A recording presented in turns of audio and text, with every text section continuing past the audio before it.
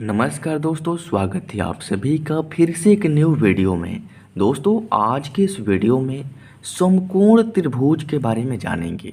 समकोण त्रिभुज क्या होता है, उसमें कौन कौन सी भुजाएं रहती है, अगर कोई भी दो भुजाएं दिया रहे तो तीसरा भुजा का मान कैसे निकालते हैं, आसान तरीका क्या है ना। आज के इस वीडियो में हम काफ़ी आसानी से सीखने वाले हैं। दोस्तों, मैं आपसे वादा करता हूँ कि इस वीडियो को शुरू से लेकर अंत तक देख लेते हैं ना, तो समकोण त्रिभुज के जो डाउट्स हैं ना आपके मन में, वो क्लियर हो जाएंगे और उस पर रिलेटेड जो क्वेश्चन है वो भी सॉल्व करना आपको आ जाएगा। तो देखिए हमारा क्वेश्चन क्या बोल रहा है, क्वेश्चन को ध्यानपूर्वक पढ़िए। देखिए क्वेश्चन है, यदि किसी त्रिभुज का एक कोण समकोण हो। क्या बोल रहा है, कोई त्रिभुज है जिसका एक कोण समकोण है। तो हम यहाँ पर त्रिभुज बनाते हैं। देखिए ये हमारा त्रिभुज, यहाँ पर ये वाला जो कोण है ना, ये समकोण है। समकोण का मतलब क्या होता है कि जिसका ये जो कोण है ना, ये 90 डिग्री यहाँ पर बनेगा। समकोण का मतलब होता है 90 डिग्री। तो वही बोल रहा है कि कोई त्रिभुज है जिसका एक कोण क्या है, समकोण है, यानी 90 डिग्री का है। अब देखिए आगे क्या बोल रहा है, तथा लंब 12 सेंटीमीटर। ये होता है लंब, जो सबसे यहाँ पर खड़ा वाला भुजा होता है, जो सबसे सीधा वाला भुजा होता है। मान लीजिए यहाँ पर हम नाम देते हैं ए बी, यानी ए बी हमारा लंब है यहाँ से यहाँ तक, चूँकि सबसे सीधा यही भुजा है और यहाँ पर हमारा 90 डिग्री का कोण बन रहा है। तो जहाँ पर 90 डिग्री का कोण बनता है वही वाला जो भुजा होता है लेफ्ट साइड वाला, ये हमारा लंब होता है। तो लंब का मान कितना दिया है, 12 सेंटीमीटर, यानी यहाँ पर हमारा 12 सेंटीमीटर दिया है। और क्या दिया है, बोल रहा है कि और आधार जो है 5 सेंटीमीटर। ये आधार यानी मान लीजिए हम जिस ज़मीन पर खड़े होते हैं वो हमारा आधार होता है। इसी तरीके से त्रिभुज जो है ना, इस पर खड़ा है, यानी यहाँ पर हम इसका नाम सी देते हैं, यानी बी सी हमारा आधार है। तो आधार का मान दिया है 5 सेंटीमीटर। यानी कहने का मतलब क्या है कि इस बिंदु से लेकर इस बिंदु का जो दूरी है ना, वो हमारा 5 सेंटीमीटर है। अब देखिए हमको निकालना क्या है, तो हमको कर्ण का मान निकालना है। तो समकोण त्रिभुज में जो सबसे लंबी भुजा होती है, यह हमारा होता है कर्ण, यानी ए से सी तक की जो दूरी है ना, यही हमको निकालना है। यानी कर्ण का वैल्यू क्या होगा हमको पता करना है। हमको लंब पता है, आधार पता है और कर्ण का मान निकालना है। तो जब भी देखिए समकोण त्रिभुज का परिभाषा क्या होगा, तीन भुजाओं से घिरी हुई आकृति को त्रिभुज कहते हैं। जिसमें एक कोण 90 डिग्री का हो वह समकोण त्रिभुज हो जाएगा। समझ रहे हैं ना। या उसको ऐसा ही बोल सकते हैं कि वैसा त्रिभुज जिसमें एक कोण 90 डिग्री का हो उसको हम समकोण त्रिभुज बोलेंगे। समझ रहे हैं ना। अब देखिए हमको कर्ण निकालना है।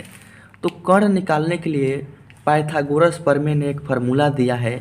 वह क्या होता है, देखिए फार्मूला होता है यहाँ पर, कर्ण बराबर रूट ओवर, क्या होता है, कर्ण बराबर रूट ओवर लंब का स्क्वायर और प्लस में आधार का स्क्वायर। ये होता है हमारा फॉर्मूला।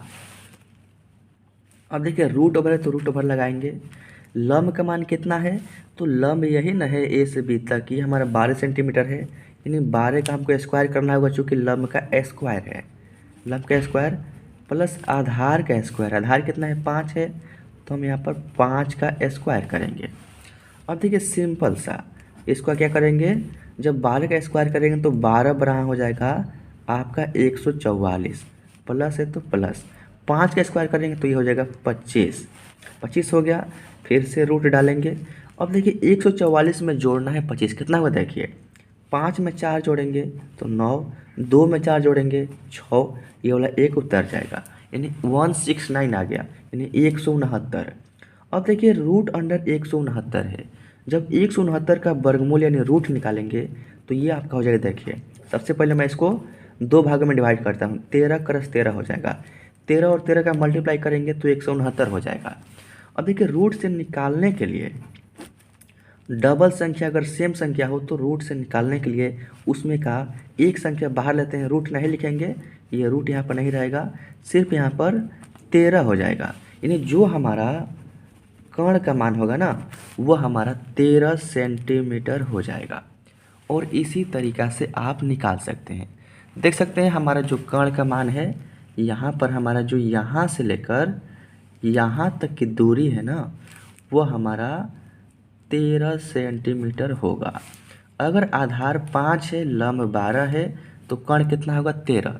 क्योंकि सबसे लंबी भुजा है, देखिए 5 ये 12 है, सबसे अधिक क्या है 13, यानी सबसे लंबी भुजा है, सबसे ज़्यादा इसका मान रहता है, तो 13 सेंटीमीटर हो गया। अब देखिए ये कर्ण जो है ना, यहाँ पर अगर आपको कोई मिल जाए, पाइथागोरस प्रमेय का फॉर्मूला क्या होता है, कर्ण का स्क्वायर बराबर लंब का स्क्वायर प्लस आधार का स्क्वायर।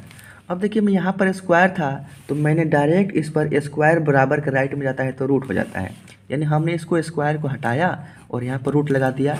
इसमें आप कंफ्यूज मत होइएगा, यही होता है पाइथागोरस का नियम, यानी समकोण त्रिभुज वाले क्वेश्चन को सॉल्व करने का नियम। तो आई होप कि इस छोटे से वीडियो में आपको काफ़ी कुछ नॉलेज मिला होगा और इस तरह के क्वेश्चन को सॉल्व करने में आपको काफ़ी आसानी होगी। दोस्तों अगर आप क्लास 10th में पढ़ते हैं तो आपके लिए वेरी यूजफुल वीडियो है, अगर उससे कम क्लास में पढ़ते हैं फिर भी यूजफुल है, क्योंकि त्रिभुज और समकोण त्रिभुज तो आपको 5वें छठे से ही मिलता रहेगा।